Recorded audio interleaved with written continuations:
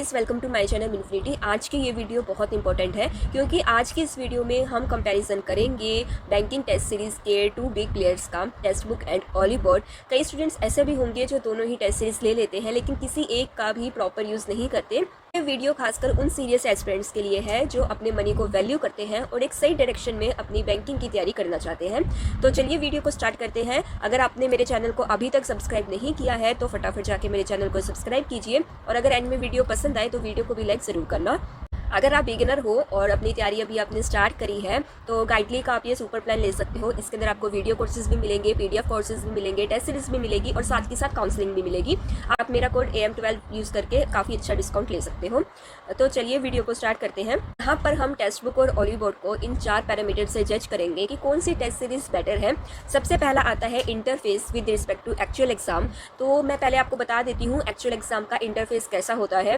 अगर आपने पहले एग्जाम दिया हुआ है तो आपको पता होगा कैसा इंटरफेस होता है, लेकिन कुछ स्टूडेंट ऐसे भी हैं जो अभी इस साल फर्स्ट अटेम्प्ट देंगे तो उनके लिए मैं आपको बता देती हूँ कि एक्चुअल एग्जाम में आपको किस तरीके का इंटरफेस देखने को मिलता है। तो इस तरीके से आपको 2 इंटरफेस आते हैं और दोनों ही इंटरफेस अपने साथ कुछ डिफिकल्टीज भी लाते हैं। सबसे पहले हम बात करते हैं इस इंटरफेस की। ये मोस्टली उस एग्जाम में आता है जिसमें हिंदी और इंग्लिश दोनों लैंग्वेज में एग्जाम होता है या फिर कोई और लैंग्वेज में, जैसे RRB के एग्जाम हो गए। तो यहाँ पर आपके नंबर ऑफ क्वेश्चन लिखे होते हैं इस तरीके से कि आपने कौन से क्वेश्चन अटेम्प्ट किए हैं, कौन से आपने मार्क किए हैं एंड ऑल। ठीक है, इधर आपका ये क्वेश्चन का होता है पेज, इधर आपका क्वेश्चन लिखा होगा, लेकिन इसके अंदर क्या होता है, पहले आपका इंग्लिश में पूरा क्वेश्चन लिखा होगा, देन आपका हिंदी में लिखा होगा, उसके बाद आपके ऑप्शंस होंगे। 4 यहाँ पे ऑप्शंस दिए होंगे। ऑप्शंस को भी पहले इंग्लिश में होगा फर्स्ट ऑप्शन, देन हिंदी में होगा एंड देन उसके बाद जो ऑप्शन को मार्क करने के लिए जो बॉक्स होता है वो इस साइड होगा।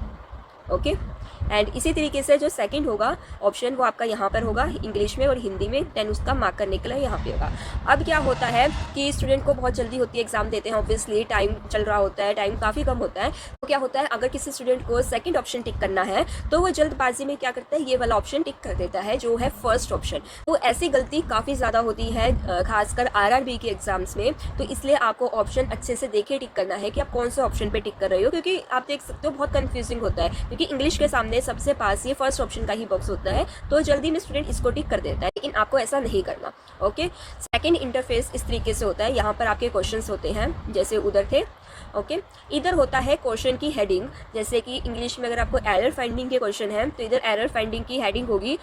ओके, इधर क्वेश्चन 1 होगा, पूरा क्वेश्चन लिखा होगा यहाँ पे। अब क्या होता है, यहाँ पे आपको बहुत कम स्पेस मिलता है तो इसी स्पेस में आपका पूरा क्वेश्चन भी होता है, देन आपके ऑप्शंस भी यहाँ पे दिए होते हैं। तो मतलब यहाँ पे स्क्रॉल आपको ज़्यादा करना पड़ता है और स्क्रॉल करते हो ऑब्वियसली माउस से वैसे स्क्रॉल नहीं होता, आपको यहाँ से क्लिक करके स्क्रॉल करना पड़ता है, तो उसमें भी आपका टाइम जाता है।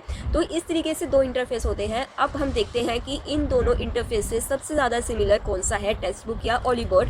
मैंने दोनों के स्क्रीनशॉट यहाँ पे लगाए हैं, दोनों में हमने सिमिलर टाइप के क्वेश्चंस लिए हैं और देखा है कि किस में स्क्रॉल ज़्यादा करना पड़ता है और किस में कम।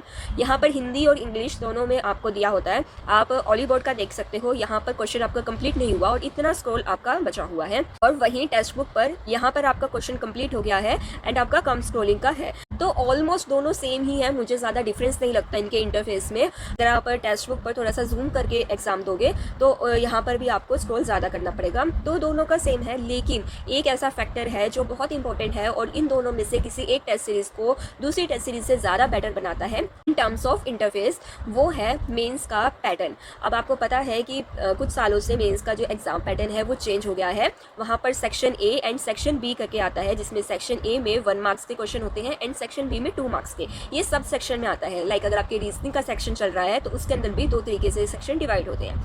तो टेक्स्ट बुक में अभी तक ये ऑप्शन नहीं आया है, ये चीज़ नहीं आई है कि आपको सेक्शन A और सेक्शन B में डिवाइड हो, जबकि ऑली बोर्ड के अगर आप PO के मेंस के एग्जाम देखते हो तो वहाँ पर section A and section B में डिवाइड किए हुए हैं क्वेश्चन। तो यहाँ पर अगर हम इनको रेटिंग दे आउट ऑफ 10 तो टेक्स्ट बुक को यहाँ पर मैं 6 दूंगी एंड ऑली बोर्ड को 7 दूंगी, जस्ट बिकॉज ऑली बोर्ड में एक जो मेंस वाला है section A and section B वो एक्स्ट्रा फीचर है, तो इस वजह से ऑली बोर्ड को मैं 1 स्टार एक्स्ट्रा दूंगी। अदरवाइज दोनों का इंटरफेस ऑलमोस्ट सेम है। सेकंड आता है क्वेश्चन का डिफिकल्टी लेवल। मेरे पास काफ़ी सारे कमेंट्स आए कि अभी जो टेक्स्ट बुक का है वो लेवल इंक्रीज़ हो गया है, तो मैंने खुद से भी टेस्ट देके देखी कि एक्चुअल में इंक्रीज़ हुआ है या फिर क्या हुआ है।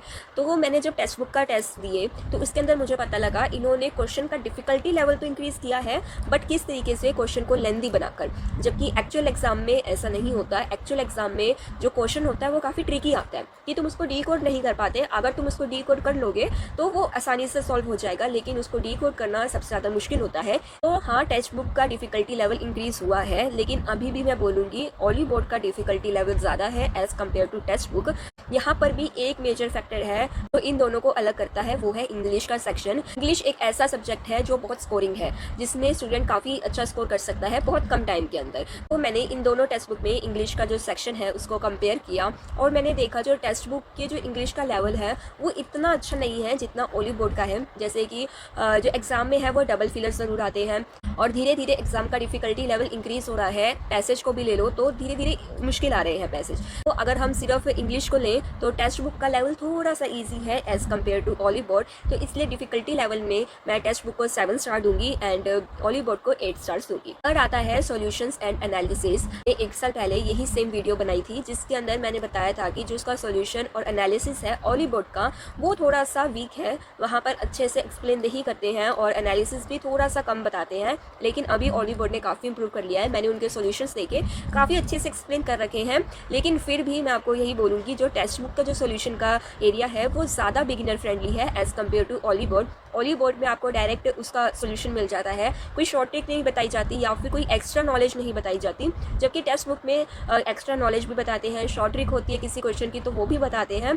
जो बाकी ऑप्शंस होते हैं इंग्लिश में खासकर, तो उनका भी आपको मीनिंग बताते हैं। तो इसलिए यहाँ पर मैं टेक्स्ट बुक को ज़्यादा प्रेफर करूँगी as compare to Oliveboard. Next जो सबसे इंपॉर्टेंट पैरामीटर है, रेलिवेंट या सिमिलर टू एक्चुअल पेपर। अब क्या होता है, हर एक एग्जाम का डिफ़िकल्टी लेवल अलग होता है। जैसे कि अगर हम क्लैरिकल एग्जाम की बात लें तो वो थोड़े से ईजी होते हैं एज़ कम्पेयर टू पीओ के। ठीक है, क्लैरिकल में क्या होता है, वहाँ पर आपकी स्पीड चेक होती है। क्वेश्चन इतने ज़्यादा ट्रिकी नहीं आते, लेकिन वहाँ पर आपको ज़्यादा से ज़्यादा अटैम्प्ट करने होते हैं। और जबकि पीओ में ऐसा होता है, वहाँ पर क्वेश्चन ट्रिकी आते हैं। वो दोनों एग्जाम डिफरेंट होते हैं एक दूसरे से, तो उनके लिए टेस्ट सीरीज भी डिफरेंट होगी ऑब्वियसली। तो अगर हम क्लर्क के एग्जाम की बात करें, टेक्स्ट बुक क्लर्क के लिए इनफ है। एंड अब बात आती है पीओ एग्जाम के लिए, तो एक बहुत बड़ा फैक्टर है वो है डिफ़िकल्टी लेवल का। जैसा मैंने आपको पहले भी बोला, जो टेक्स्ट बुक पर है वो लेंथ की वजह से डिफ़िकल्ट हो रहा है क्वेश्चन, लेकिन ओली बोर्ड में क्वेश्चन ट्रिकी होता है, उसको डीकोड करना मुश्किल होता है। और जो वेरिएबल वाले क्वेश्चन आते हैं, जैसे जिन भी स्टूडेंट्स ने पहले एग्जाम दिया होगा उनको पता होगा कि मेंस में एक वेरिएबल वाले क्वेश्चन आते हैं जो टेक्स्ट बुक में मुझे नहीं देखने को मिले।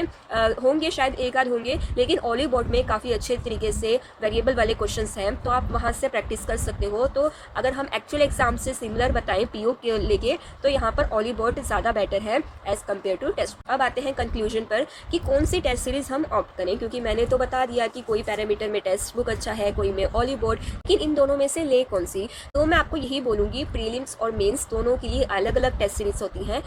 तो अगर आप प्रीलिम्स की पहले तैयारी कर रहे हो तो वहाँ पर आप टेक्स्ट बुक को ले सकते हो, टेक्स्ट बुक इनफ है प्रीलिम्स के लिए। वहाँ पर ओली बोर्ड को लेने की ज़रूरत नहीं है, क्योंकि आप सभी को पता है ओली बोर्ड थोड़ा सा एक्सपेंसिव है और लिमिटेड टेस्ट मिलते हैं ओली बोर्ड में। अगर आप आरआरबी के लेते हो तो आरआरबी के कुछ लिमिटेड टेस्ट मिलेंगे वहाँ पर, तो लेकिन टेक्स्ट बुक में क्या होता है, सब कुछ ही मिल जाता है आपको। तो प्रीलिम्स के लिए मैं आपको बोलूँगी कि प्रीलिम्स के लिए आप ओली बोर्ड एक बार नहीं ले, आप सिर्फ टेक्स्ट बुक लें। अगर आपको लग रहा है टेक्स्ट बुक में आपके इतने मार्क्स आ रहे हैं, आपको लग रहा है कि आपका एग्जाम क्लियर हो जाएगा, तो आप ओली बोर्ड को ले सकते हो। लेकिन उससे पहले आप टेक्स्ट बुक पर ही प्रैक्टिस करें, जिससे कि आप अपने पैसे भी सेव कर सकते हो और एक सही डायरेक्शन में अपने एग्जाम को अप्रोच कर सकते हो। अब बात करते हैं मेंस की, तो मेंस में क्लैरिकल और पीओ दोनों के लिए अलग अलग होता है। क्लैरिकल के लिए मैंने आपको बोला टेक्स्ट बुक इनफ है, इसके अलावा आपको ओली बोर्ड पर जाने की नीड नहीं है, आप टेक्स्ट बुक को अच्छे से कर लीजिए।